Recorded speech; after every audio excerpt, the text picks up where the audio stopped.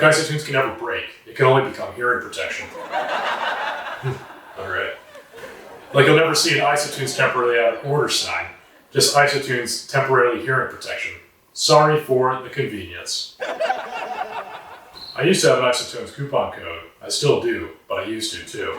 Check out isotunes Bluetooth hearing protection at isotunesaudio.com. Use code JACKMAN10 for $10 off your new favorite hearing protection. Hearing protection you will actually want to use.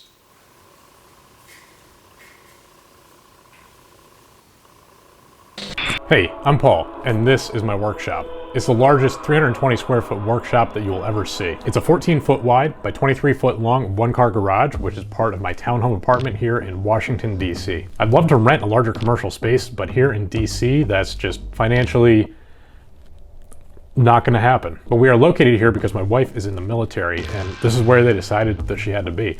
But this, making projects and making videos, is my full-time gig. So this is the space that I have to work with. And so far I've been here for 3 years. Originally I thought it'd be too small, but honestly, I've made it work just fine. Now to optimize the layout of the shop, I use SketchUp and lay out every single tool and piece of shop furniture in the space. Now for some reason, this shop looks a lot bigger on camera than it actually is, which is normally a good thing. But in this case, laying everything out on the computer gave me a perfectly scaled perspective of what tools will fit where. So let's go ahead and walk around. I'll tell you about each tool and storage unit that's in here and tell you why it is the way that it is. If you have any specific questions about any piece of shop furniture in here that I show you, there is more than likely a full build video to go along with that. I will link them all down below in the description in the order that I talk about them in this video. So starting here in the center of my workshop is this center island, which is where most of my work happens. This consists of 2 workbenches made of pallet wood, which also second as my outfeed tables for my table saw. Now these workbenches sit on locking casters. Table saw has a mobile base on it, and you'll notice that trend as we walk around. Everything in here is on wheels. I find that that is critical for working in a small workspace like this if you're building large projects like I am. It just allows you to move the tools around to work with the larger work pieces. And with us moving around fairly frequently, makes it easier for that too, for the heavy cabinets and the heavy machinery to load it up and unload it. And something else you'll notice when we walk around is really the only commercial piece of equipment is my SawStop table saw, which I bought when I got my first real shop. Participation trophy, please. So on either side of the center island, I have 2 walkways, and then along the walls, I have tools and different material storage systems. So I'll work my way from the front of the shop to the back of the shop and show you each one of those. Now I'm in the front corner of the shop where I have one of my dust collectors, some short material storage and hardware storage on the wall. As we work our way to the back, you'll notice how it's a very long and skinny shop. I actually prefer that layout personally. I find that it's better for working with long boards, so you can actually work with the size, and also just in general, it's easier on workflow to have kind of the slender shop layout and work from front to back. So dust collection, my way of dealing with that is I actually have 2 units. This smaller wall hanging unit from Rockler, and that is piped directly into my table saw and my router table permanently and operates on a remote switch. And the larger dust collector is at the back side of the shop, and it has an expandable dust hose that reaches all the way to the front and has magnetic magport fittings for the dust collection between the tools and the hose. So I use that system to connect to the rest of my smaller stationary tools, and that just keeps things in here very efficient and lean because I don't have to worry about any dust collection ductwork anywhere. And the last bit of dust collection is for my small handheld power tools. I have a shop vac dust collector cart, which includes a shop vac, a cyclone, and a hose reel with a hose that will reach anywhere in the shop because I have it specifically placed in the center of the shop. Now up here in the other front corner, I have my bandsaw, which works great in this position for cutting small pieces. If I need to cut larger pieces, it is on wheels and I can pull it out into the aisle. And then tucked back here is my drill press. It's just a small benchtop drill press. I really thought I'd want to upgrade this thing by now, but honestly, I don't. I find that it's enough for what I need when I need to drill square holes. Otherwise, I can just do it by hand. At least for me, I don't understand the massive, like, luxury drill presses, like the big ones that look like dinosaurs. Now working a little bit back, you can see 2 key storage solutions in my shop. My clamp storage is up above, and then all of my bulk hardware is here on this French cleat wall. I actually have 4 of these French cleat walls spread throughout the shop. They're built into panels, so if I ever want to relocate them or move anything around, I can just pull the whole French cleat panel off the wall and stick it in another spot. Or when we move, the whole thing just comes with me. This panel in particular has been, I think, in 3 different shops now. I do eat a lot of peanut butter. It's my source of protein, but I've been saving these since college, so it's not quite as excessive as it looks. And then for smaller quantities of hardware or stuff I just don't access that often, I have a drawer in my miter saw station, a very organized drawer, specifically for that. And then the other French cleat panels you'll see in a bit over by my lathe, and then the drill press is mounted on a French cleat wall. Now for clamp storage, I have a lot of clamps. I use a lot of clamps. This racking up here that's holding up my clamps, I actually bought from a retail store when they were going out of business, and I modified it to hold my clamps. Kind of unfortunate, but you can get a lot of good deals at those going out of business sales. My paint cabinet came from the same place too. Now further along that wall, you can see my shop shop vac cart here.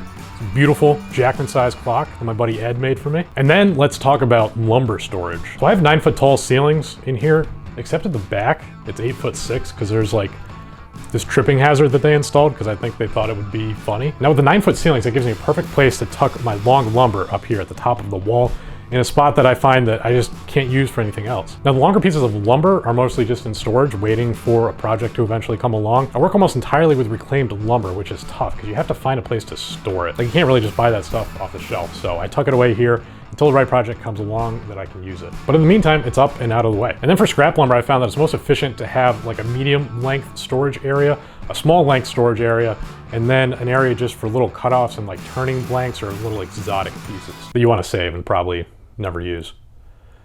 The short piece storage area that I have is just a simple plywood box that you saw already in the front corner of the shop, up at the top of the wall. And for medium length scrap pieces, I've actually found that 5-gallon buckets work perfect for that. So the great thing about 5-gallon buckets is that they're very accessible. They're cheap if you have to buy them, but really that's not even necessary. They're just so plentiful.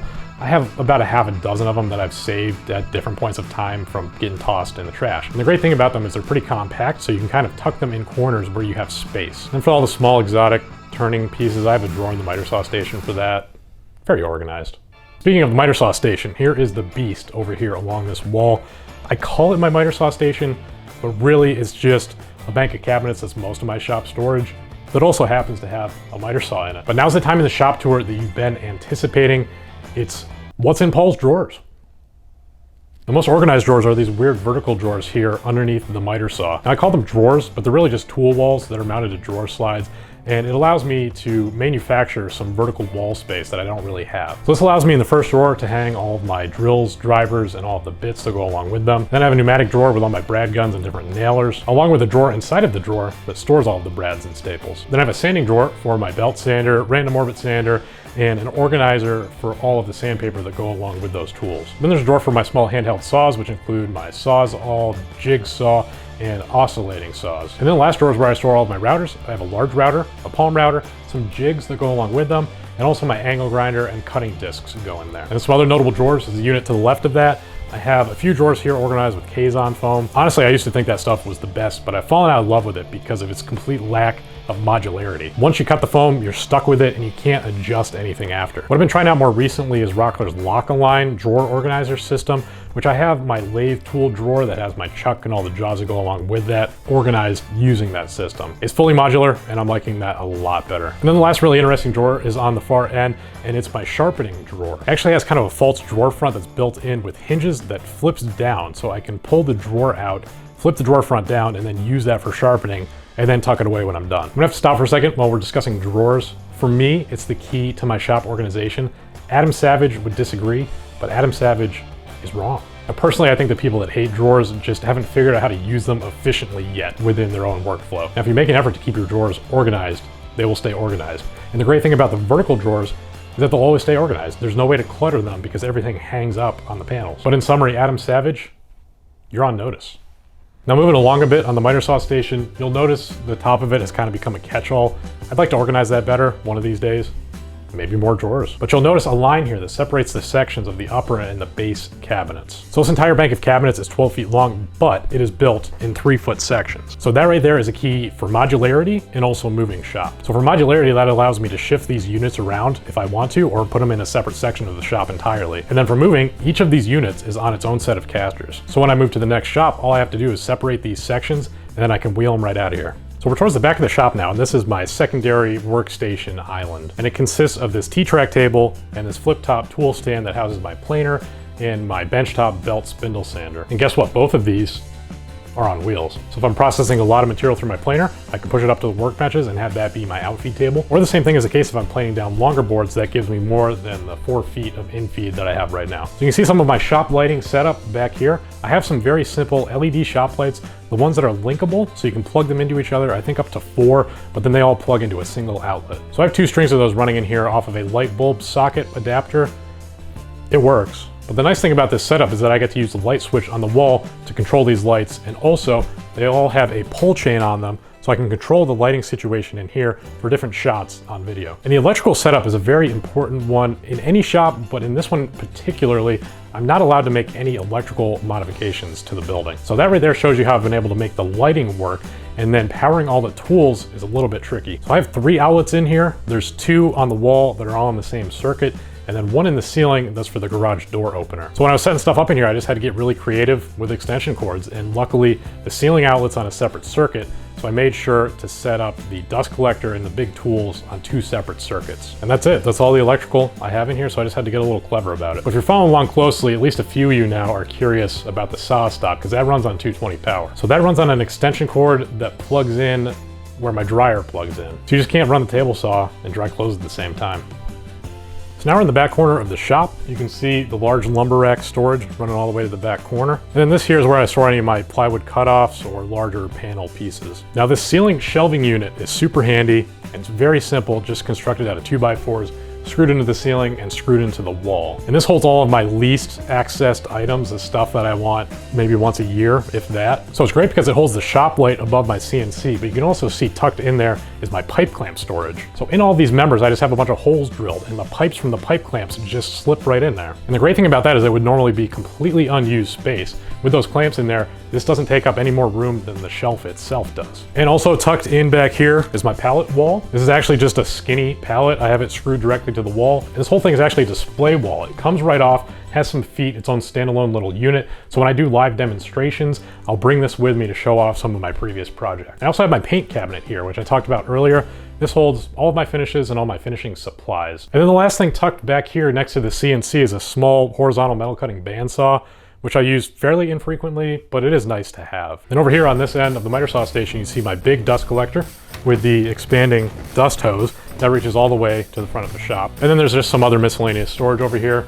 My flattening sled, that mounts to one of my workbenches, but hangs up here on the wall when I'm not using it. My Pat Lap puppet, my French-Canadian friend, Poutine! And then up here, I just tucked in some more short lumber storage with these modular lumber rack brackets inspired by Frank Howarth.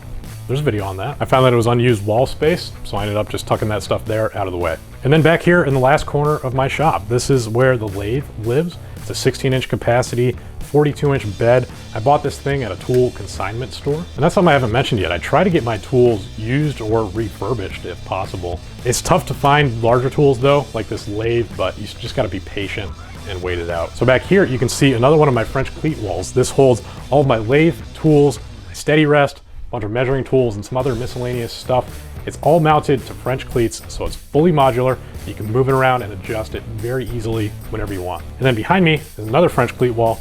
This is my memento wall, my Jimmy Diresta shrine, my fan mail center, just all the amazing gifts that I've been given by fans or stuff that I've bought from fellow makers. It all lives here in this little display shrine.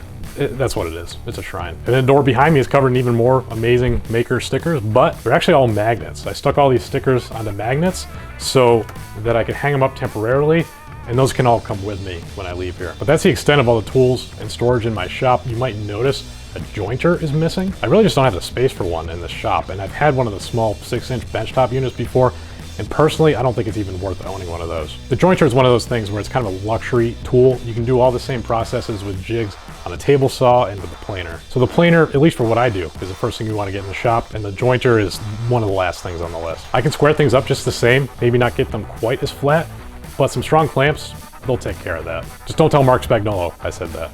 Oh, and the last thing is the floor mats. You've probably seen those on a lot of the shots around here. They're the cheap anti-fatigue mats. I have them all the way around the center island and here at the lathe and behind the table saw. But for me, that's a necessity. If you're standing on this concrete floor for a full 8-hour day or long 10, 12 hours, you're gonna feel that. Even with my young, spry body, I'll feel that for days.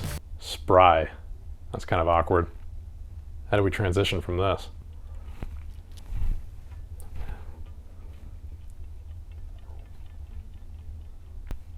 Like this.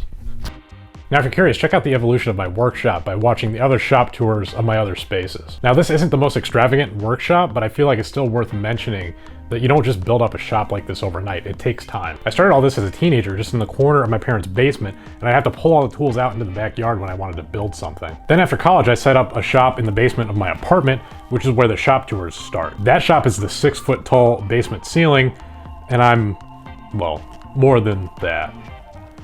So that was interesting. And then after being there for a few years, we moved to Rhode Island, where I got this really cool shop space. It was part of this kind of artist collective in this retrofitted textile mill building. And my shop was out in the back, a standalone building that was the old boat shop on the river. You'll start noticing a trend here. After being there for a year, we got sent here to DC, and that's when I set up this shop here in this one-car garage on the slightly larger, slightly more famous Potomac River. And I actually lost 50 square feet by moving to this shop from the Rhode Island shop, but like I was talking about before, I like the slender, long shop design. I actually feel like this layout, even though it's smaller, is more efficient. And then we've been here for 3 years, and it's time to leave. We're going to Massachusetts. I got this amazing new barn, lots of room that I'm gonna get to play with there. And it's on an even larger river, known as the Atlantic Ocean. Now, as painful as it has been to work on those massive projects in this shop, I'm still gonna be sad to leave. This has become strangely sentimental with the projects that I've been able to produce out of this space. But with that, if I missed any questions, anything else that you're still curious about, drop a comment down below. I regrettably read every single one of them. But that's a shop tour. And also, at the same time, kind of the end of a very important chapter of my life. And I appreciate you guys being along for the ride. That's it. This is why I don't get serious. How do I get out of this?